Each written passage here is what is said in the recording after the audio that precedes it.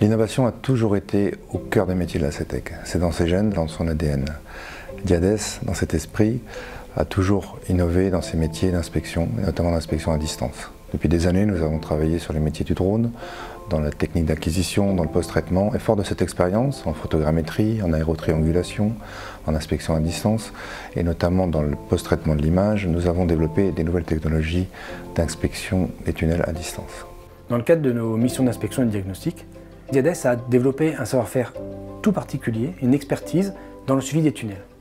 Ces missions devant s'inscrire forcément sur des sites de plus en plus contraints, de plus en plus exploités, nous avons été amenés à rechercher avec les exploitants à minimiser les impacts de nos interventions tout en leur garantissant le respect de l'instruction technique pour la surveillance et l'entretien des ouvrages d'art, et notamment son fascicule 40.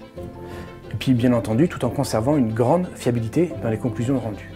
Fort de notre expérience dans l'inspection détaillée traditionnelle, également dans nos missions d'assistance à maîtrise d'ouvrage, dans la gestion des affaires par drone, donc par imagerie, et aussi en fonction des retours des gestionnaires sur leur complexité croissante à mettre en œuvre des restrictions totales ou partielles de circulation, nous avons été amenés à engager finalement une réflexion approfondie de recherche et développement pour mettre au point une technique d'inspection détaillée basée sur de l'imagerie photographique et thermographique, qui sont deux techniques très complémentaires et spécifiquement en tunnel. L'objectif premier a consisté donc à réduire ces gênes au trafic en diminuant les temps d'intervention terrain et notamment le nombre de nuits de coupure qui étaient imposées par la méthode traditionnelle qui somme toute reste chronophage.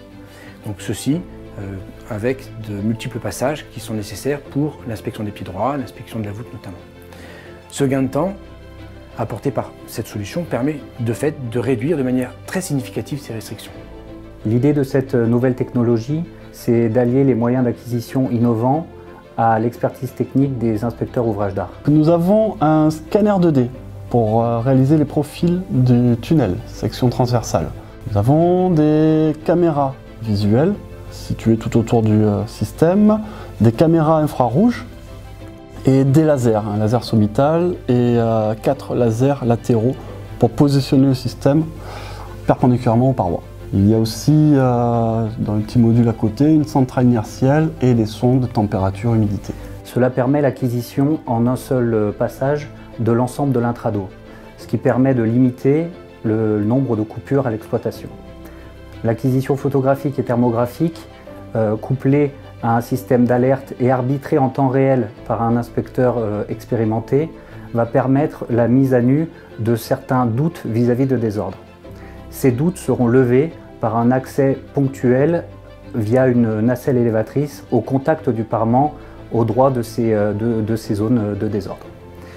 L'inspecteur, étant sur place, va ensuite réaliser l'inspection détaillée des parties d'ouvrage connexes qui doivent intégrer l'inspection technique.